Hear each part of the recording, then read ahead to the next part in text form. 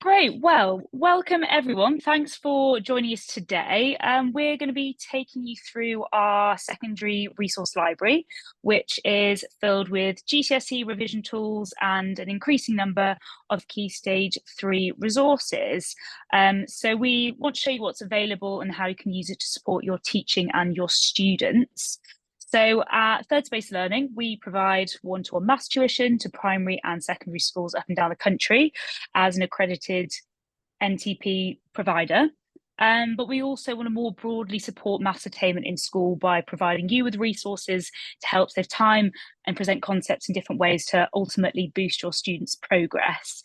So our new resource library was released in January. And all of those resources are freely downloadable directly from our website and are developed by our brilliant content team of ex-teachers and examiners. So I'm Emma, part of the new schools team. So I actually focus on the one-to-one tuition side, where we help students catch up on our Year 7 programme and prepare for GCSEs with the revision programme by pairing them with specialist tutors. But I'm speaking with schools every day, hearing how they're approaching teaching maths in school. So hopefully I can offer some of your perspective when we're looking at how to use these resources. We're going to focus mainly on GCSE, but we do have some Key Stage 3 ones that we'll cover later on. So leading the charge of our content team is Paul Coffey, who I'm joined by today. Hi, Paul. Thank you for joining us. Oh, thank you so much for having me. I'm so excited to talk people through some of our resources. Yeah, your pride and joy, isn't it, the resource library, Paul? Very much so. So maybe just tell us a little bit about your background, Paul, and how you've come to be at Third Space Learning. Absolutely. So I have worked in and around the northwest of the UK for just under a decade as a very proud maths secondary school teacher. Worked with departments to develop curriculums and teacher training. And I've been with Third Space Learning now for the last couple of years as we have expanded into secondary and created a load of amazing resources for teachers to support each and every one of you. And thank you very much for taking the time to talk to us today. I know you're all very busy, so hopefully we're going to give you loads of great free stuff that you can take back with you and use with your classes. Absolutely. And we do have the chat box open as well. So if anyone does have any questions that they want to ask Paul, then just pop it in there and then I will pause it as we go through and ask Paul. So without further ado, let's get cracking. What have we got up first, Paul? Fantastic. So a great place to start is our maths resource library. So if you go to thirdsspacelearning.com and hover over the resources button, you can get quick access to all of our resources. Now, we have developed this over the past year and a half, and we're really proud of it. If you scroll down, you can see we've got all these nice big buttons for our collections, and this will take you to each collection page where you can filter and search for the specific resource. We'll talk through a few more of these in a little bit of time.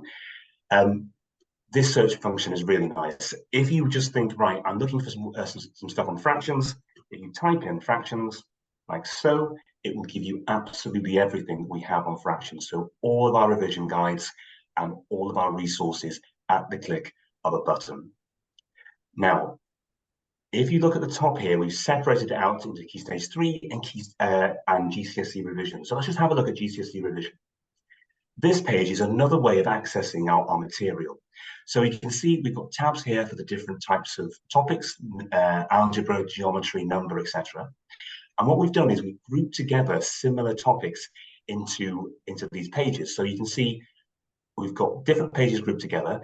And what's great about this is you can see on one line everything that we have on, let's say, expanding brackets. And you can click on them and download them at the touch of a button. So it's just another way of accessing our materials. Now, let's have a look then at one of the resources in more detail. Let's look at our revision guides. So if you go to Google and type in simultaneous equations, you will see this on the first page. We've broken these down into various sections, and the idea behind these is to support you when you are developing your lessons, but also to support your pupils when you are giving them revision and intervention. So let's have a look at it. Quite a lot of the pages have videos on there now, and we've also got a main section which gives the pupil an overview of what the topic is, little flip card to help remember the key information, and then as we scroll down further, we get to see how to do this particular topic. So in this case, it's how to solve simultaneous equations. Now, these steps have been very, very carefully thought through, and then we create a load of examples which cover the majority of the different types of questions that you would expect to see on this topic, and breaks them down step by step by step. So this is a really, really great way of using it as part of a flipped learning lesson, perhaps, or you could give this to a pupil who's particularly struggling on this particular topic. If we keep on scrolling down, we have multiple examples, and we will reach our practice questions. Now, I love these because they're multiple choice and they mark themselves. So we've got four answers, one's correct, and the other three have been designed to identify a particular misconception. And pupils can do these without any input. They will mark themselves. Really, really nice. Now we keep on going. I bet those watching wish that all of their sort of homework and things could mark themselves. I know that's what I would have absolutely loved that when I was in the classroom. So this is a way of just supporting each and every one of you. If we go to our last section on these pages, we have our GCSE questions. Now, I should mention we have an incredible team of maths teachers, secondary maths teachers, who are creating all of our wonderful content. And as Emma mentioned at the start, many of them are examiners. So whenever we have any exam content, it has been made by examiners for Excel, AQA, OCR. So they've been designed to be applicable across the boards, developing those questions in those styles. And what's great about this is we can then accurately award marks as it would be in the exam. So it's a great way of giving pupils that independence, developing that independent revision on the preparation for their GCSEs. It's interesting that you mentioned previously, Paul, about the misconceptions that are included with those that sort of mark themselves above, because that's something we hear a lot when we're speaking with schools, particularly at GCSE, that misconceptions come up and what are really tricky to overcome once they've been developed. So it's not that their students necessarily don't have the ability or the understanding, it's that they've picked up these common misconceptions and they create a barrier in their process for answering questions. And so it's really important to identify those and try to overcome them as quickly as possible. Absolutely. And it's really great here because our team of teachers have very carefully identified common misconceptions, which we can then use to highlight them and make sure that we don't do them in the actual GCSE exams. Mm-hmm. Yeah. Right, so each and every one of our revision guides comes with a worksheet. So let's have a look at them. I'll go back into the presentation. Now, we have got hundreds and hundreds of these. We want it to be as granular as possible so that you can get the resource that you need for the particular lesson that you are teaching. So we've split this up into 3 sections. So the first section is a skills section.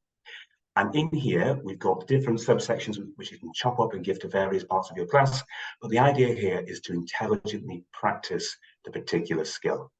So there's lots and lots of opportunities here to delve into different types of questions around that particular skill to give your pupils lots and lots of practice to develop that all-important fluency. Mm-hmm. Now, once we have that fluency, or we're feeling that the pupils have got the basic skill, we move on to the second part of the worksheet.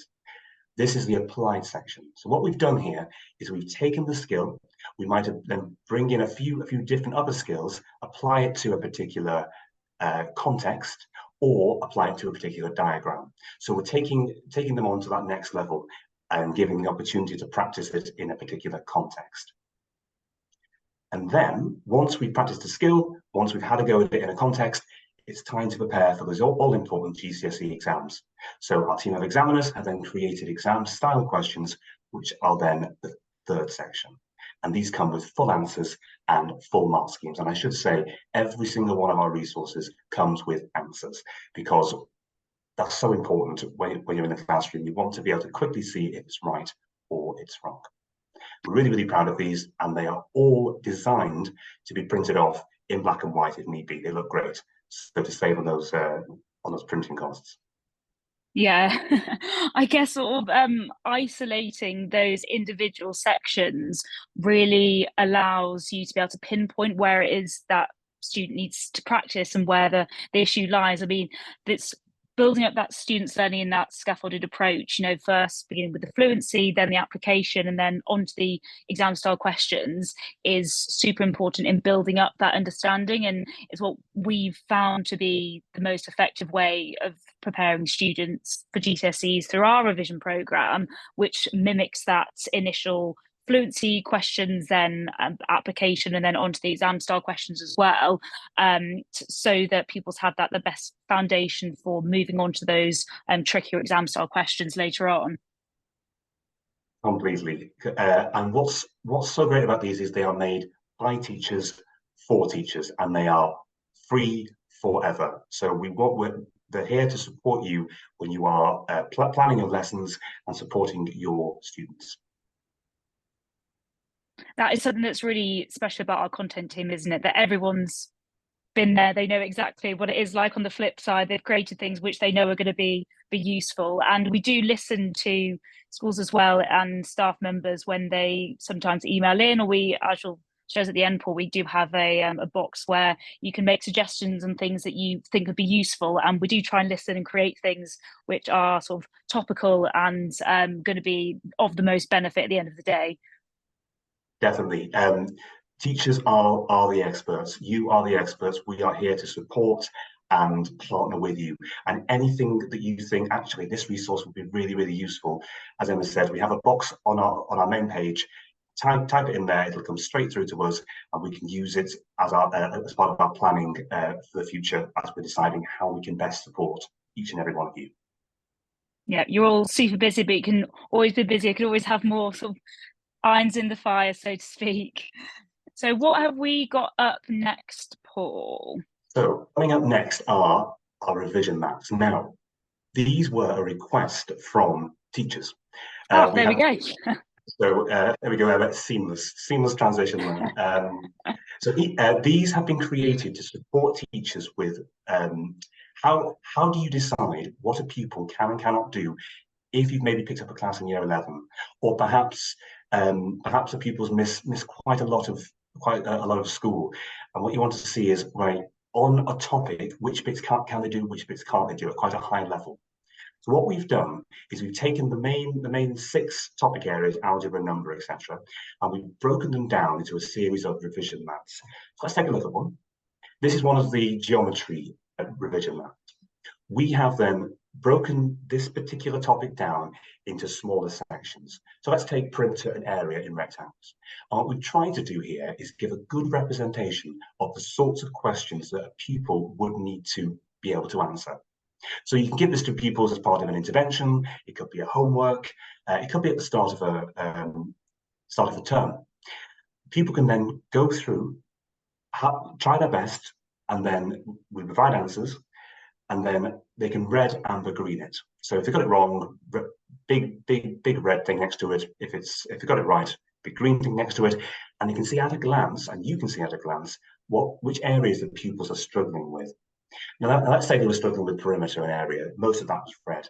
So then what we can do is then go straight over to our secondary resource library, type into perimeter into the search bar, and you'll see everything that we have on perimeter. All our topic guides, all our worksheets, all of our other resources, which we've mentioned and are yet to mention. So it's a really, really nice resource. And you'll notice that we've even put them in little boxes so that you can chop these up if you wanted to. So you can just give particular pupils particular topics. So it's really flexible to support your classes. So I imagine this is really useful for those who perhaps don't know the best way to revise, so they can start with these sheets to isolate the specific areas of a much broader topic that they're struggling with, and then working through, they find those more isolated problem areas, and then, as you say, go on to third space learning, go onto the worksheets or revision guides, work through that concept again, and then come back to it, rather than it being like geometry I'm struggling with, but I'm not sure where the issue is.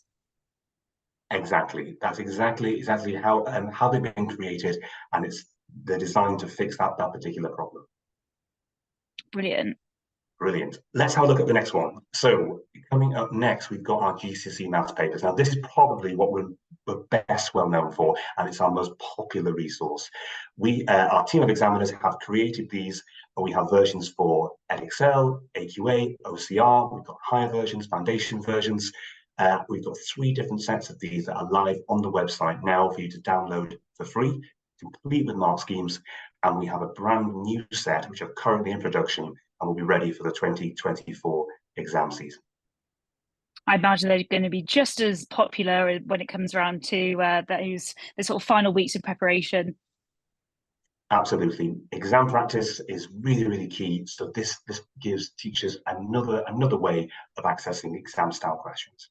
Yeah, and building up that confidence as well, because when there's only so many past papers you can work through, then you creating more and being able to offer more to students as well allows them to sort of rest those nerves, build that confidence, that familiarity, which at the end of the day, practice is so important. On that basis, it's not to necessarily revise concepts again, but give them the confidence that they can answer those questions to the best of their ability. Completely, absolutely. Okay, let's have a look at the next one. So we've got here our GCSE Diagnostic questions. So in a similar way to our revision guides, where we have those practice questions, what we've done here is taken that concept and created over 60 sets of topic-specific revision diagnostic questions. Now, these are a question and then 4 answers. 1 answer is correct, and the other 3 identify a particular misconception. Those misconceptions are then clearly identified in the answers to give you the flexibility on how you might want to use this resource. So one option would be print off the worksheets, the PDFs, distribute them to your class, and then focus on which answers are the misconceptions. And maybe ask the pupils, well, this is a misconception answer. Why is that a misconception? How would you change it?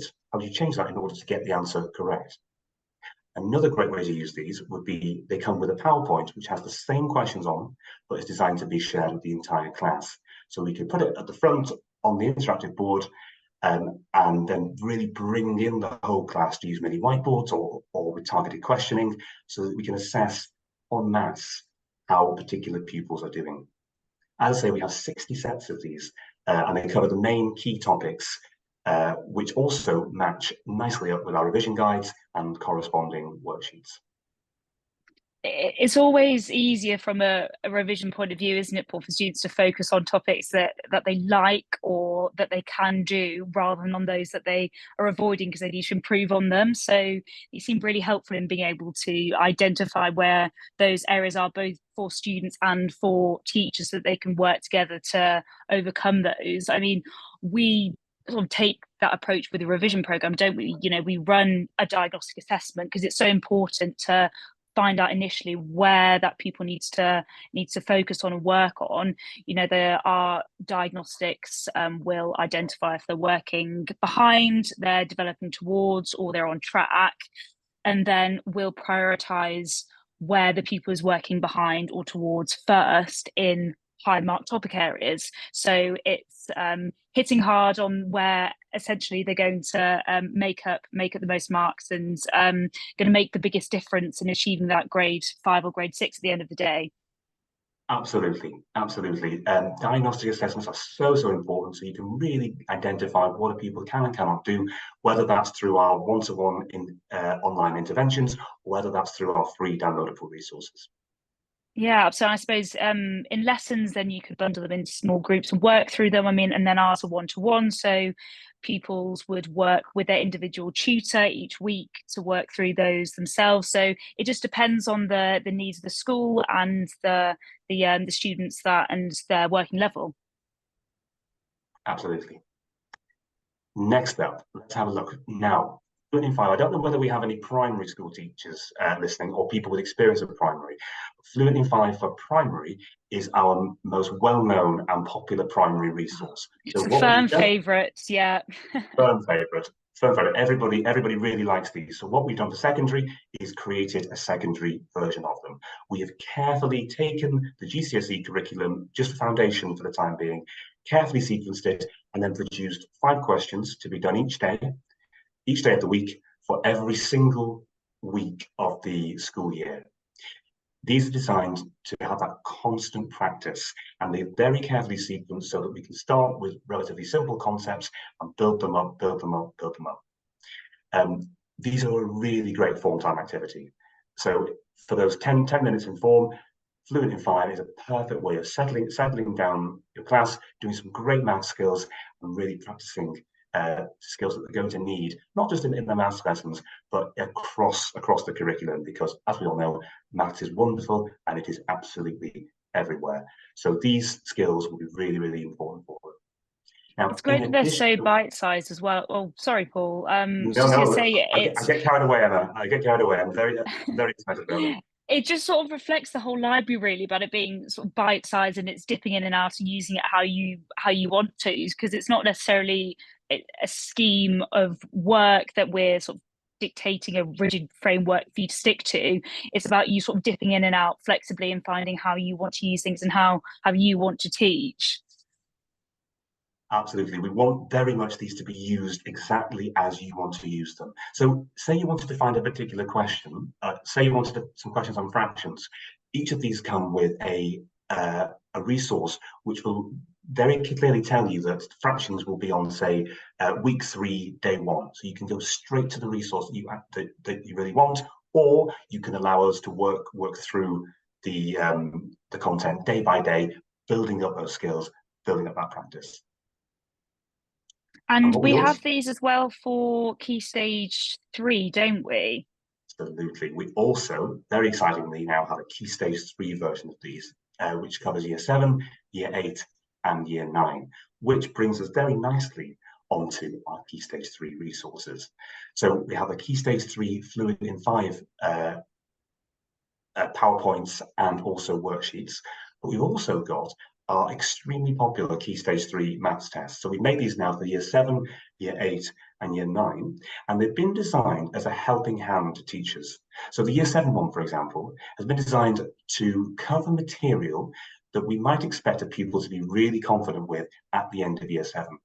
So you could use it at the end of Year 7 to see how a pupil's got on, but you could also use it at the beginning of Year 8. Say you have now got a brand new class in Year 8 who you haven't taken from Year 7. These resources are a really great way of giving a quick assessment to see where the pupils are at, what they can do, what they can't do, and really allow us to then put in place interventions to support them as they're going through Key Stage 3. I mean, it's something that, particularly with large schools as well, when you've got classes of, up to sort of 30 pupils, being able to find where those individual pupils are at when you've already got so much going on is so sort of time consuming and difficult. Like anything that is available to be able to minimize that time and identify where pupils are at is I imagine so beneficial. I mean, you sort of found that from Year 6s moving up into Year 7, when you were working with Key Stage 3, that often the data just was so incomplete when they moved over that being able to find which pupils had fallen behind was so tricky. And so, I mean, we offer our transition program for that specific purpose, because it covers content from years 5, 6, and Year 7 to bridge those gaps so that they're ready to learn Year 7 content. So if you've got pupils who have that more isolated need, who are working far behind, and then you are able to accommodate for that. Absolutely, yes. I mean, we've all been there. We know what it's like when you've got a Year 7 class, and they might have come from 30 different primary schools, all with different levels of knowledge. Resources like this can be a really great way of seeing what the pupils can and cannot do, so that we can then plan to give them the best possible math support. And level that playing field as well, so it makes your life easier, so you're able to, you're teaching to the right level for all of your class. Mm-hmm. Absolutely. Let's have a look then at our additional resources. Now, this is a really nice section on the website where we put loads of different types of things. So we have very specific question sets in here. So we have some same surface, different depth style questions in here. But we've also got maths posters, we've got templates, we've got formula sheets that your pupils may may need for the exam. And in here is one of my favorite resources. What we've got is a PDF, and on this PDF, it very clearly breaks down all the topics per main topic, say number, ratio, algebra. It'll list them all in there. And then there's the hyperlinks that will then take your pupils directly to the equivalent revision guide or worksheet or diagnostic question set, so that your pupils can then, as part of their revision, tick off the questions that they're feeling more confident with, or the questions that they have proved to yourselves that they understand. And the ones that they're feeling a bit more iffy on, they just click on it and it will take them straight to bespoke, step-by-step resources that are completely free for them to use. Oh, there's no excuses, are there? Really, it's all no there. excuses at all. I wish they had this sort of stuff when I was even though it wasn't too far in the past, but still it feels like a lifetime ago now. Looking at all of these resources that are available. Superb. So I think that brings us to end of our whistle-stop tour of our resources, and there's loads more on the website. We've got loads of blogs and articles. We've got SLT guides. We've got a whole host of videos. And as mentioned before, we are really, really, really keen to get as much feedback from teachers as possible and hear any requests that you have. We're here to help. We're here to partner with you. So if you would like a particular resource on the main page of the website, you can see a little box and you can vote for potential new resources, or just type some text in the box and it will come straight through to us, where we can then see what's going to be popular to help us with our planning. Great. Now, does anyone have any questions immediately that you want us to go over, or anything that you might have used one of these resources and you've found it particularly useful and you wanted to share it with us? Please do. But you can also get in contact with us afterwards via hello@thirdspace.learning, and we can discuss any of the resources, or if you want any extra information on our one-to-one interventions, where there's our Year 7 transition programme or the GCSE revision programme. Perhaps you've thought some groups of pupils that might need that additional one-to-one support, then more than happy to send over any information on those. And I also will be sending the recordings out to everyone. So if you haven't managed to watch all of it today, or you want to share it with a colleague, then by all means do so. And yeah, get in touch. We'd love to hear from you. Thanks so much for joining us, Paul, and sharing all of that with you and your wisdom. I hope everyone's found it useful and you've enjoyed sharing it with us. It's been absolutely wonderful. Thank you so much, Emma. And please do get in touch. We'd love to hear from you. We're here to help.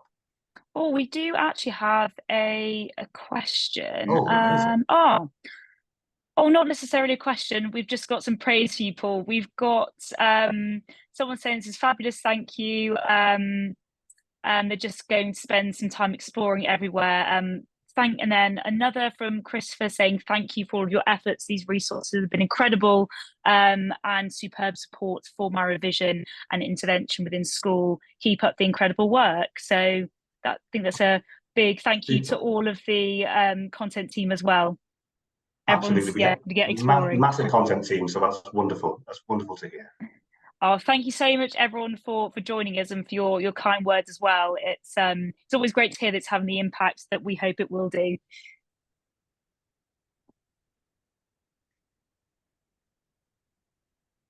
Just check we haven't got any more questions. No, I think that's everything. Well, thank you so much for spending the time with us, Paul, and for everyone else for taking the time to join us. We hope it's been useful. As I say, we'll send out all the recordings to everyone, and you've got our contact details. Get in touch, and we'd love to hear from you. So thank you so much, Paul. Everyone, enjoy your evenings and take care. Thanks, Emma.